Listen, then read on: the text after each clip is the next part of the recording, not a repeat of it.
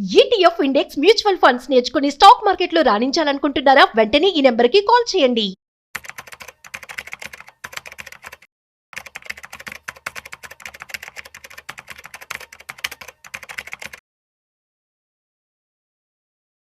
Sir నమస్తే sir. నమస్తే. Sir Sundararamareddy గారు, ఇవాళ ఇండియాలో ఉన్నటువంటి మనీ మార్కెట్స్లో కానీ క్యాపిటల్ మార్కెట్స్లో అటు దలాల్ స్ట్రీట్లో బాగా ప్రముఖంగా ప్రస్తావనకు వచ్చిన విషయం మనీ లాండరింగ్ కేసులో అనిల్ అంబానీకి సంబంధించి దాదాపు 3,000 కోట్ల రూపాయల విలువైన ఆస్తుల్ని ఈడీ అటాచ్ చేసి జప్తు చేసినట్టు కూడా వచ్చిన వార్త నిజంగా ఇవాళ వ్యాపార వర్గాల్లో, ఇండియన్ స్టాక్ మార్కెట్ వర్గాల్లో ఉలిక్కి పడేలా చేసింది. అనిల్ అంబానీకి సంబంధించిన ఆయన సొంత ఆస్తుల్ని చివరికి ఆయన ఇంటిని కూడా ఇవాళ ఈడీ అటాచ్ చేసి పక్కన పెట్టిందంట.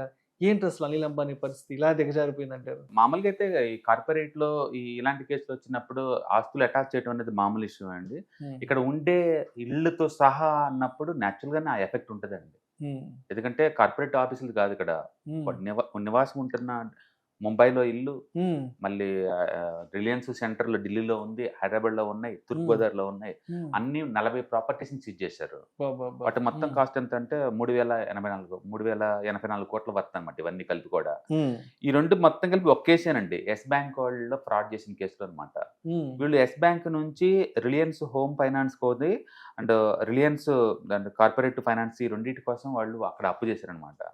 అప్పు చేసినప్పుడు వీళ్ళు ఇంకా అప్లై చేయక ముందే డబ్బులు లేదు వాళ్ళకి. కొన్ని అయితే ఫేక్ డాక్యుమెంట్ పెట్టి మరీ లోన్ తీసుకున్నమాట. మొత్తం మీద ఆ కేసులో ఇప్పుడు మనీ ల్యాండింగ్ కేసు కింద మొన్న 31st నోటీస్ ఇచ్చారు కదా, దానికి అనుబంధంగా ఈ రోజు ఫ్రీజ్ చేశారన్నమాట అసెట్స్ మొత్తాన్ని కూడా. అండ్ దాంతో ఇలా స్టాక్స్ మొత్తం 4 ఏదైతే ట్రేడ్ అవుతున్నాయి మొత్తం కూడా డౌన్ లో ఉన్నాయి ఈ రోజు. ఓకే. ప్రస్తుతానికి స్టాక్ మార్కెట్ లో వీళ్ళ కంపెనీస్ ఒకప్పుడు ఆల్మోస్ట్ 10 కంపెనీస్ దాకా ఉండేయండి. మొత్తం బ్యాంక్రప్ట్ అయిపోయినాయి లేదా అమ్మేశారు ఏలంపేటలో. ప్రస్తుతానికి 4 కంపెనీస్ రన్ అవుతున్నాయి. ఒకటి రిలయన్స్ హోమ్ ఫైనాన్స్ కండి. రిలయన్స్ హోమ్ ఫైనాన్స్ ఇది ₹3 ఉంది స్టాక్, ₹3.67. ₹3 ఉంది. ₹3. అది ఈ రోజు 3.8% డౌన్ అయింది. ఈ కంపెనీ మార్కెట్ క్యాపిటలైజేషన్ ఎంత అంటే 178 కోట్లు మొత్తం కలిపి కూడా. ఓకే, ఇప్పుడు కేసు నడుస్తుంది దీని మీదే. 2,000 కోట్లు ఫ్రాడ్ చేశారని చెప్పేసి. తర్వాత రిలయన్స్ పవర్ అండి, కతికుత్త అనిల్ అంబానీ ఉన్నట్లు పెద్ద ఆస్తి అంటే రిలయన్స్ పవర్ అనమాట ఇది. అండ్ ఇది ఈరోజు ఆల్మోస్ట్ 5.4% డౌన్ అయిందండి. అండ్ లైవ్ మార్కెట్ లో 46 రూపీస్ ఉంది స్టాక్ ఇప్పుడు. ఈ కంపెనీ మార్కెట్ క్యాపిటలైజేషన్ 19,000 కోట్లు. చివరికి అనిల్కి మిగులుతుంది ఒక కంపెనీ అనమాట. అండ్ రిలయన్స్ పవర్ ని చరిత్ర మర్చిపోదండి. ఒక్క నిమిషంలో ఓవర్ సబ్స్క్రైబ్ అయిన 2007లోనే ఓవర్ సబ్స్క్రైబ్ అయిన కంపెనీ అనమాట ఇది. అంటే 7 లక్షల కోట్లకు అప్లై చేశారు విత్ ఇన్ ద ఐపీఓలో. 18 సంవత్సరాల క్రితం. ఇప్పటికి హిస్టరీ అది. ఇప్పటికి కూడా ఏ ఐపీ కూడా అంత సక్సెస్ అవ్వలేదు.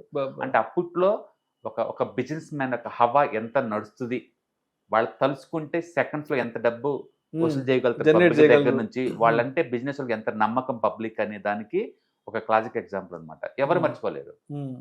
ఎందుకంటే ఒక 1 minute లోనే ఐపీఓ క్లోజ్ అయింది. And with in the IPO close అయ్యే లోపలనే ఆల్మోస్ట్ 7 లక్షల కోట్లకు అప్లై చేశారు పబ్లిక్.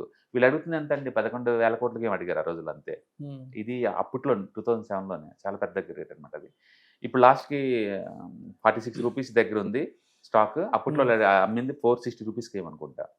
ఓకే, మొత్తం మీద 19,000 కోట్ల మార్కెట్ క్యాపిటలైజేషన్. తర్వాత రిలయన్స్ ఇన్ఫ్రాస్ట్రక్చర్ అండి, ఇది లైవ్ లో 215 రన్ అవుతుంది. ఈ రోజు 5% డ్రాప్ అయింది. ఈ కంపెనీ మార్కెట్ క్యాపిటలైజేషన్ 8,800 కోట్లు. నెక్స్ట్ రిలయన్స్ కమ్యూనికేషన్ అండి, ఒకప్పుడు ఇండియాస్ #1 నిఫ్టీ స్టాక్ ఇది.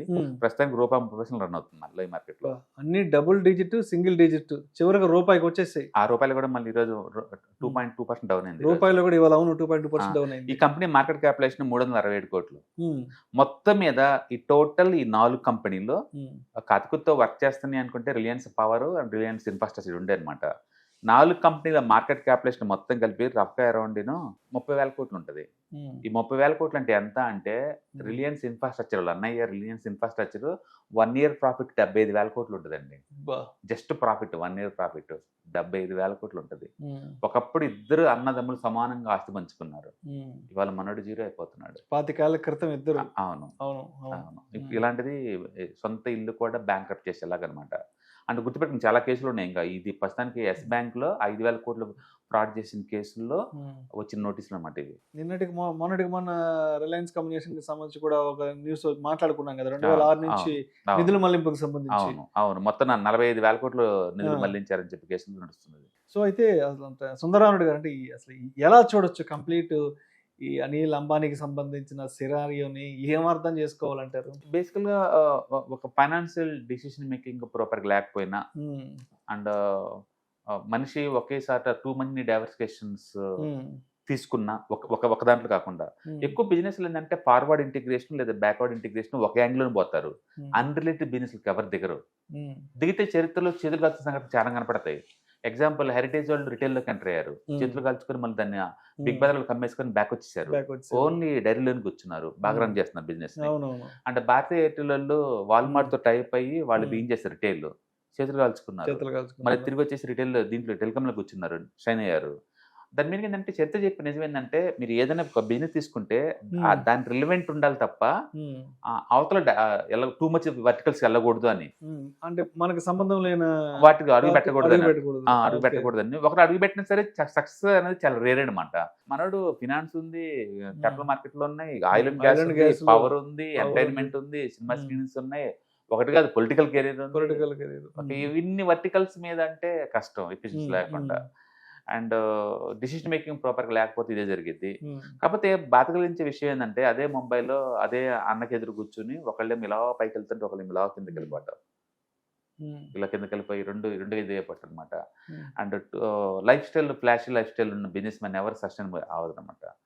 అందుకని ఫైనాన్షియల్ డిసిషన్ మేకింగ్ ప్రాపర్గా లేకపోయినా, ఈ పొలిటికల్ అట్లా టూ మచ్ ఇన్వాల్వ్ అయినా, ఈ flashy life styles too much పెట్టుకుని బిజినెస్ మీద ఫోకస్ అయిపోయినా ఎన్ని లక్షల కోట్లను ఇదే గతి పట్టింది.